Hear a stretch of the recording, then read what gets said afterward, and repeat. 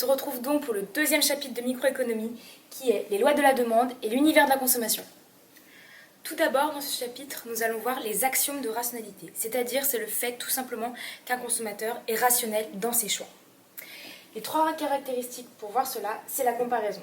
C'est-à-dire que lorsque un consommateur va faire des courses, il va préférer par exemple des pommes aux oranges. La transitivité, c'est le fait que si un consommateur préfère le produit A au produit B, qui préfère le produit B au produit C, alors il préférera le produit A au produit C. Et enfin, le principe de non-saturation, c'est-à-dire que même s'il en a marre par exemple d'acheter des pommes, il trouvera quelque chose d'autre à acheter à la place. À travers ces axiomes de rationalité, le consommateur s'efforce de faire les meilleurs choix possibles afin de réduire ses coûts au minimum. Le second point que nous allons aborder dans ce chapitre est la contrainte budgétaire. La contrainte budgétaire est directement influencée par le revenu réel. Le revenu réel, c'est ce qu'on peut acheter directement en termes de biens. Notre revenu réel se calcule de la manière suivante. Notre salaire divisé par le prix des biens X ou Y en fonction de ce qu'on veut acheter.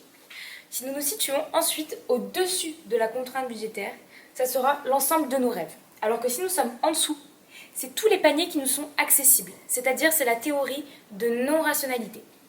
Passons ensuite aux formules de la contrainte budgétaire. Donc la contrainte budgétaire est définie par R. R, c'est le prix de X multiplié par le nombre de X que l'on va prendre, plus le prix de Y fois le nombre de produits Y que l'on va prendre. Ensuite, Y peut être défini de la manière suivante. X fois moins le prix de X sur le prix de Y, plus notre contrainte budgétaire, c'est-à-dire par exemple la somme maximum que nous sommes prêts à dépenser lorsque l'on va faire des courses, divisé par le prix de Y. Nous allons ensuite étudier la notion d'utilité. L'utilité qui est définie par U est égale à U de X et d'Y. C'est une fonction qui varie tout le temps. Il existe différents types d'utilité. La première, c'est l'utilité totale. L'utilité totale, c'est la somme des satisfactions apportées par la consommation de chaque unité.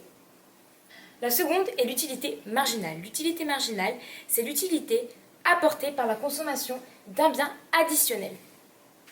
Sa formule est la suivante. L'utilité marginale, c'est la dérivée de l'utilité. C'est également la dérivée de l'utilité sur la dérivée de la quantité. Puisqu'au final, si on augmente notre consommation d'un bien par un bien, la dérivée de la quantité sera forcément égale à 1. Tout d'abord, nous allons voir le principe d'utilité pour un seul bien, avec comme particularité une utilité marginale décroissante. Pourquoi ?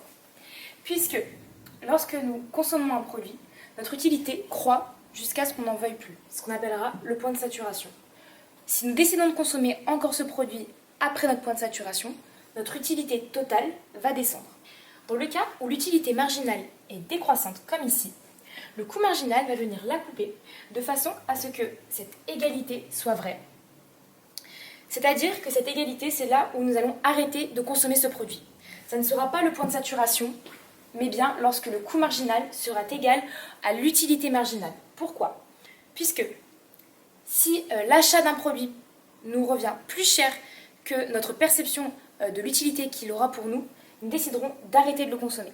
Quant à elle, l'utilité marginale croissante est une situation rare puisqu'elle est valable uniquement dans le cas de l'addiction.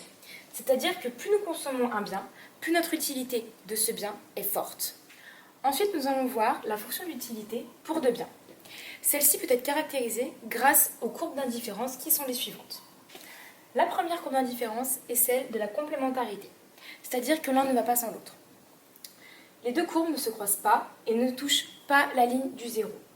C'est par exemple une photocopie et du papier, une voiture et de l'essence, etc. La seconde est la parfaite substituabilité, c'est-à-dire que l'on peut choisir facilement l'un ou l'autre, un t-shirt Zara ou un t-shirt H&M. La troisième courbe d'indifférence est convexe, c'est-à-dire qu'elle nous apporte de moins en moins de plaisir. La dernière est concave, c'est donc le principe de l'addiction. Nous ne pouvons pas nous passer de ce produit. Une autre notion importante de ce chapitre est le TMS. Le TMS, le taux marginal de substitution, détermine la quantité de biens Y qu'un consommateur est prêt à abandonner pour avoir une unité supplémentaire de biens X tout en gardant le même niveau de satisfaction. Il se calcule de la manière suivante. C'est en réalité le rapport entre l'utilité marginale de X et l'utilité marginale de Y. C'est donc utilité marginale de X sur utilité marginale de Y qui est égale à la variation de X sur la variation de Y. Le TMS est également une notion qui est directement liée aux courbes d'indifférence. Si la courbe est convexe, le TMS sera décroissant. Si elle est concave, il sera croissant.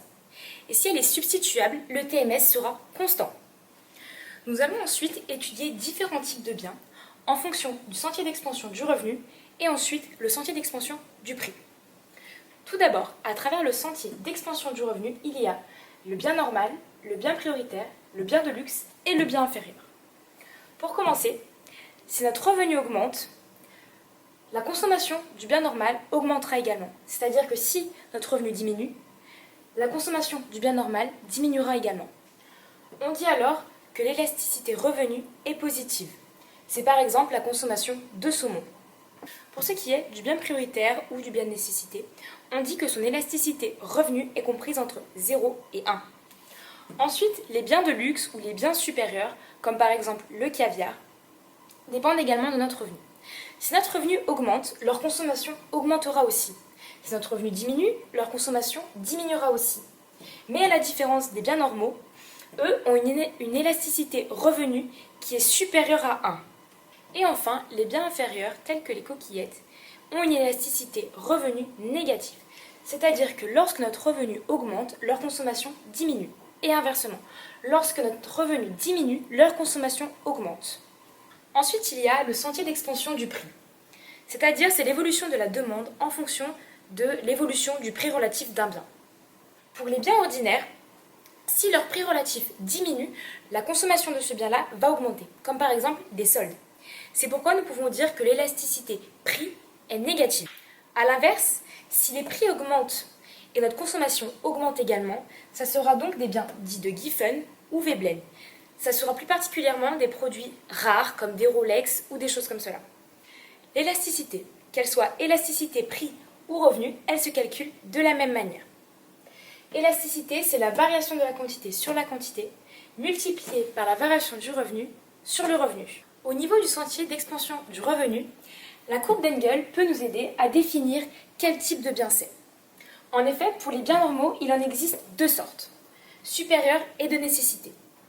Nous voyons bien sur ce graphique que lorsque notre revenu augmente, nous allons favoriser la consommation de biens supérieurs, tels que des voyages par exemple, plutôt que des biens de nécessité, tels que de la nourriture ou des médicaments. Pour ce qui est des biens inférieurs, plus notre revenu augmente, plus leur consommation diminue, tels que les coquillettes. Donc, comme nous avons pu le voir, la demande dépend du revenu ou du prix relatif des produits. C'est pourquoi nous pouvons déduire trois types de demandes. La demande élastique, inélastique et infiniment élastique. La demande élastique est le fait que la quantité augmente et le prix diminue. La demande inélastique est le fait que la quantité ne change pas mais que le prix augmente. Et pour finir, la demande infiniment élastique, c'est le fait que le prix ne change pas mais que la quantité varie. À travers cette élasticité de la demande, nous pouvons définir deux types de biens, les biens substituables et les biens complémentaires. Tout d'abord, les biens substituables représentent le fait que si leur prix augmente, la demande va augmenter. Et à l'inverse, si leur prix diminue, la demande va diminuer. Alors que les biens complémentaires, si leur prix diminue, la consommation va augmenter. Si leur prix augmente, la consommation va diminuer. La notion d'élasticité prix croisé permet de mesurer l'évolution de la quantité d'un bien par rapport à la variation du prix d'un autre bien. L'élasticité prix croisé peut être calculée de la manière suivante. La variation de la quantité de x sur la quantité de x divisée par la variation du prix de y sur le prix de y. Si l'élasticité prix croisé est supérieure à 1, c'est-à-dire que les biens x et y sont des biens substituables, à l'inverse, si l'élasticité prix croisé est inférieure à 1, c'est-à-dire que les biens x et y sont des biens complémentaires. La dernière notion qui sera abordée dans ce chapitre est la notion du surplus du consommateur. Pour cela, on aura besoin de définir le prix de réserve, c'est-à-dire c'est le prix maximum qu'un consommateur est prêt à débourser pour obtenir un bien. Le surplus du consommateur est donc la différence entre ce prix de réserve et le prix du marché. Ce graphique-là peut le souligner. Nous avons donc notre offre et notre demande avec le surplus du consommateur qui se trouve juste ici. Puisque lorsque l'offre augmente, et que la demande est décroissante, c'est donc le point d'intersection entre l'offre et la demande qui est le minimum pour le surplus du consommateur.